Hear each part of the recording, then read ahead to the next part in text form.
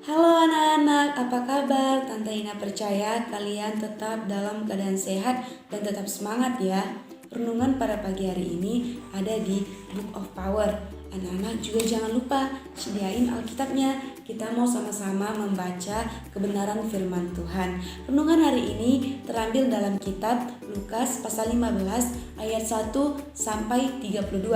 Tetapi Tante Ina mengambil satu ayat, yaitu pada ayat 20. Demikianlah firman Tuhan. Maka bangkitlah ia dan pergi kepada bapaknya. Ketika ia masih jauh, ayahnya telah melihatnya. Lalu tergeraklah hatinya oleh belas kasihan. Ayahnya itu berlari mendapatkan dia, lalu merangkul dan mencium dia. Amin. Nah anak-anak, pada waktu Tuhan Yesus sedang mengajar, Tuhan Yesus memberikan suatu contoh atau perumpamaan kepada orang-orang yang datang mendengarkan dia. Perumpamaan itu ialah tentang seorang anak yang hilang.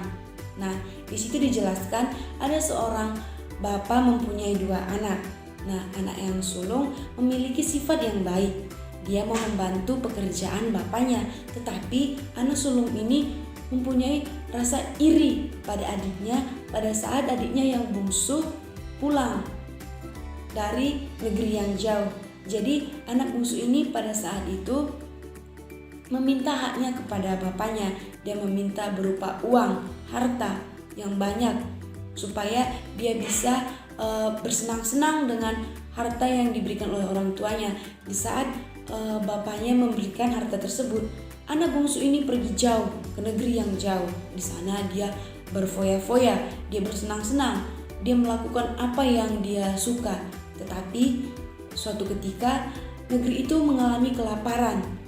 Nah, anak bungsu ini tidak mempunyai uang lagi untuk membeli makanan, sehingga pada saat itu dia berpikir untuk memakan ampas. Ampas ini berupa makanan babi. Itu mungkin merupakan makanan yang tidak layak untuk kita makan sebagai manusia ya.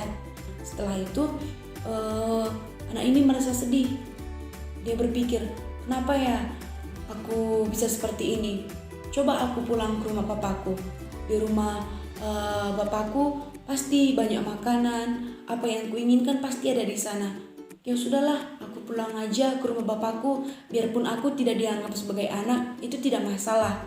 Biarpun aku menjadi hamba, tidak apa-apa. Yang penting aku pulang ke rumah bapakku. Nah, di saat anak ini pulang, bapaknya melihat dari kejauhan. Nah, di saat bapaknya melihat anak ini, bapaknya tidak marah. Bapaknya tidak berkata, "Kenapa kamu pulang?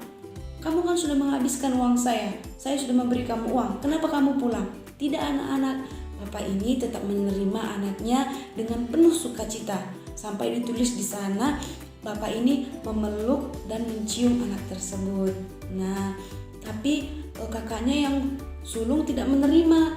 Kakaknya marah, kakaknya jengkel sama adiknya tersebut. Kenapa papa lebih sayang sama dia? Aku aja udah bertahun-tahun tinggal sama papa gak pernah kasih sesuatu sama aku. Nah, tapi bapaknya menasihati anak sulung tersebut. Kamu tidak boleh berkata seperti itu. Kita bersyukur kepada Tuhan, adikmu yang hilang telah kembali. Nah, apa yang menjadi hikmat kita ambil dari cerita tersebut anak-anak?